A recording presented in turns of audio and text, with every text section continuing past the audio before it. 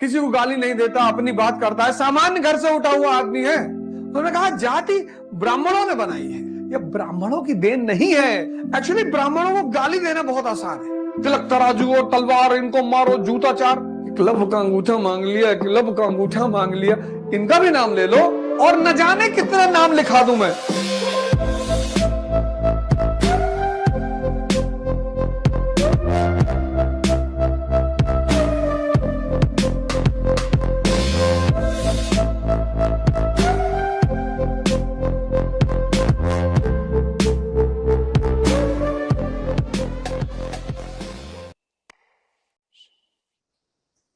Cast central feature, Hindu समाज का केंद्रीय तत्व, हिंदू सोसाइटी का सेंट्रल फीचर, केंद्रीय तत्व,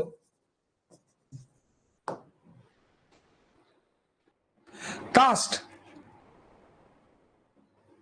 सेंट्रल फीचर। अब कुछ कहने की जरूरत नहीं है, हिंदू समाज का केंद्रीय तत्व, यानी सब कुछ निर्धारित होगा जाति से। सब कुछ मतलब खाना, विवाह,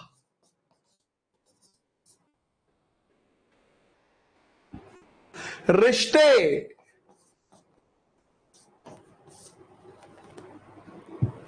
एटसेट्रा, सब कुछ इसी से निर्धारित होगा। इसमें सबसे ज्यादा किसकी भूमिका होगी? ब्राह्मणों की। ब्राह्मणम उच्चतम स्तर पर,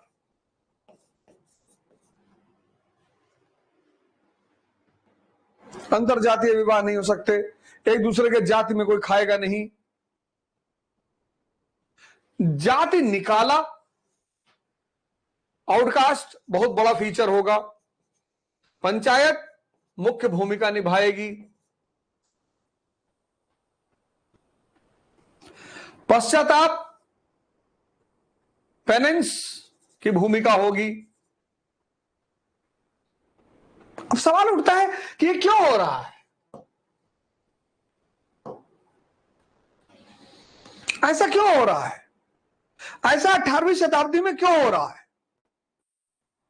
जैसा हमारे संघ के मुखिया हैं मोहन भागवत जी, बहुत ज्ञानी हैं, बहुत सम्माननीय हैं, उन्होंने कहा जाति ब्राह्मणों ने बनाई है। और आजकल तो जो दौर चल रहा है, एक्चुअली ब्राह्मणों को गाली देना बहुत आसान है, कम जनसंख्या है, ज्यादा अचीवमेंट है, धर्म पर अभी भी एकाधिकार है, ज्यादातर ब्राह्मणों का ही धर्म पर एकाधिकार है। 3-4% जिसकी पॉपुलेशन हो और धर्म पर जिसका एकाधिकार हो और अचीवमेंट अच्छी हो, उसको टारगेट बनाना बड़ा आसान है, उससे पोलराइजेशन करने में बड़ी आसानी होती है। एक दलित लीडर हैं कोई दक्षिण के, बता रहे थे 1884 में कांग्रेस पैदा हुई और तिलक तो SC ST OBC के एकदम दुश्मन। विपिन चंद्रा पढ़िएगा, जाति, पहले तो आप थोड़ा सा मैं यहां पर आपको एक चीज बता दूं कि जाति व्यवस्था और जातिवाद दोनों बिल्कुल अलग चीज है। कास्ट सिस्टम और कास्टिसिज्म, ये दोनों अलग अलग बातें हैं। आप कहोगे अलग कैसे हैं? ये पैदा हुई गुप्त काल में और यह पैदा हुआ ब्रिटिश काल में।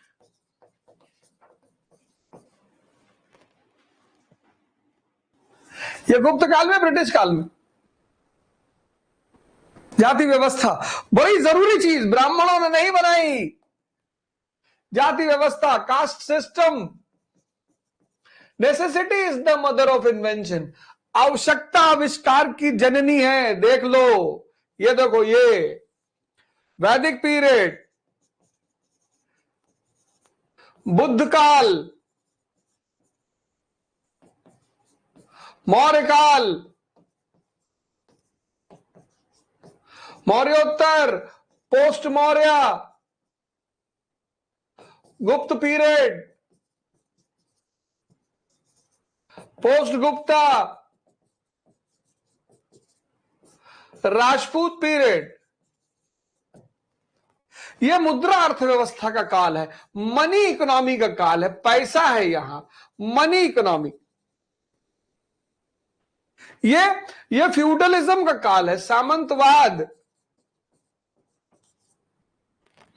यहां से मुद्रा अर्थव्यवस्था का पतन शुरू हो रहा है। यहां पे मुद्रा अर्थव्यवस्था है ही नहीं।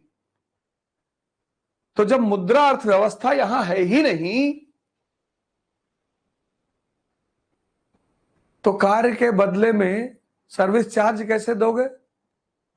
सेवा के बदले में सर्विस चार्ज। अब यहां अगर तुम्हें रिक्शा वाला एक जगह से दूसरी जगह ले जा रहा है, पैसा चलन में है ही नहीं, कैसे पेमेंट करोगे?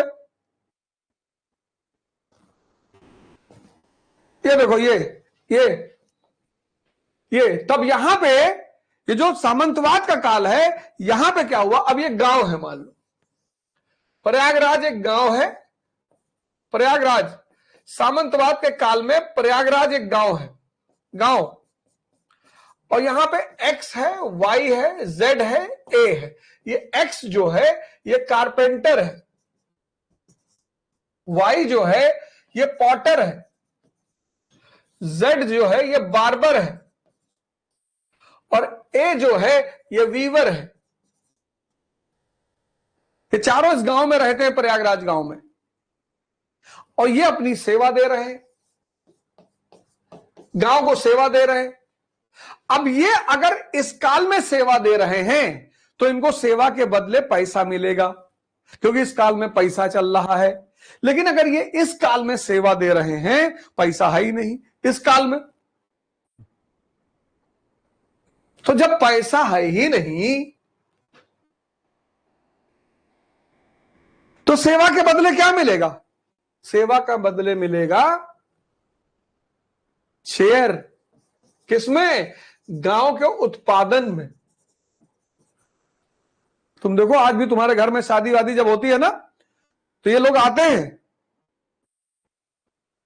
कि भैया जजमानी, इस व्यवस्था को कहा गया जजमानी व्यवस्था, जजमानी सिस्टम। जजमानी सिस्टम, इसको कहा गया जजमानी सिस्टम। यह सामंतवाद की देन है, यह ब्राह्मणों की देन नहीं है।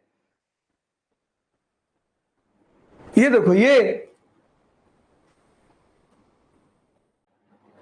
इस काल में, ये देखो इस काल में, ये डायग्राम देख लो, इस काल में यहां तो कहा गया जजमानी। इसी ने आत्मनिर्भर गांवों को जन्म दिया, सेल्फ सफिशिएंट विलेज। लेकिन 2024 का चुनाव है और ब्राह्मणों पे हमला करके सबसे ज्यादा पोलराइजेशन किया जा सकता है। तिलक तराजू और तलवार, इनको मारो, जूता चार। और फिर जब सत्ता में आ गए तो कह देंगे हाथी नहीं गणेश है, ब्रह्मा विष्णु महेश है। सभी करते हैं, आप देखो खोल के। हाँ मनुवादी, अरे कौन मनुवादी की चल रही है? SC/ST एक्ट लग जाएगा तुरंत। हमारे एक स्टूडेंट ने वीडियो बनाया, उसने कहा कि ब्राह्मणों को दान, मंदिर को अनुदान और मनुवादी को मतदान। ये देखो, ये पतंजलि ईश्वर को मानते ही नहीं। पतंजलि नास्तिक हैं।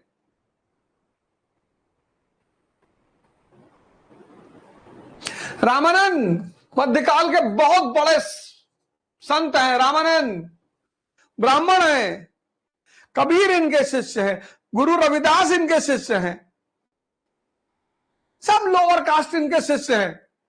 कहां इन्होंने तेल डाला शूद्रों के कान में? ये देखो, लहड़ी महाशय ब्राह्मण है। इनका एक दलित शिष्य है भगवान दास, उसको अपने बगल गद्दी पर बिठाते हैं। चेक कर लो ये सब, कहां इसके कान में तेल सीसा डाला खोलता हुआ। परमहंस रामकृष्ण परमहंस, रामकृष्ण परमहंस इनके शिष्य हैं रसिक, अछूत हैं, उनके घर में जाके झाड़ू लगाते हैं, पता कर लो। ये ईश्वर चंद्र विद्यासागर, ईश्वर चंद्र विद्यासागर सरकारी नौकरी छोड़ के संस्कृत विद्यालय खोल रहे हैं दलितों के लिए। एनसीईआरटी में पढ़ लेना विपिन चंद्रा की। ये दयानंद सरस्वती, दयानंद सरस्वती ब्राह्मण है, कितनी बार इनके ऊपर बम फेंका गया। वो डॉक्टर अंबेडकर की टाइटल अंबा वाटकर उनके ब्राह्मण गुरु से आ रही है। पाखंड का विरोध करो, अंधविश्वास का विरोध करो। 24 का इलेक्शन आ रहा है और जैसे इलेक्शन खत्म होगा सब बंद। ये देखो, ये सब ब्राह्मण नहीं है। क्लब का अंगूठा मांग लिया, क्लब का अंगूठा मांग लिया, इनका भी नाम ले लो और न जाने कितने नाम लिखा दूं मैं। चंद्रशेखर आजाद कह रहे हैं कि हम ब्राह्मणों के लिए लड़ेंगे भैया, हमको ब्राह्मणों के लिए देश बनाना है भैया। अब हर तरह के लोग हर समाज में हैं। इतनी नफरत तो नहीं फैलनी चाहिए ना देश में। तो अब देखो जातिवाद जो है, अब जातिवाद, जातिवाद, जाति व्यवस्था, यह है जाति व्यवस्था। समझ लो आज ये क्यों पैदा हुई। कम से कम तुम लोग तो पढ़े लिखे हो यार, मतलब तुम्हारे हाथ में देश है। बाकी तो खैर जो मन में आए करो, हमें क्या लेना देना है, हम कौन सा वो कर रहे हैं। आजकल के लीडरों में एक आदमी मुझे बहुत पसंद आता है, वह चंद्रशेखर रावण। स्पष्टता है उस आदमी में, किसी को गाली नहीं देता, अपनी बात करता है, सामान्य घर से उठा हुआ आदमी है। कहता मेरी मां चारा काट के लाती थी, मेरे पिताजी स्कूल टीचर थे। टीचर शिक्षक का बेटा है। स्पष्टता है, ठीक है हक की लड़ाई लड़ेगा आदमी तो कुछ ना कुछ तो ताव दिखाएगा ही, लेकिन स्पष्टता है। और हम तो भगवान से कहेंगे चंद्रशेखर रावण को ही पहला दलित प्रधानमंत्री बना दो,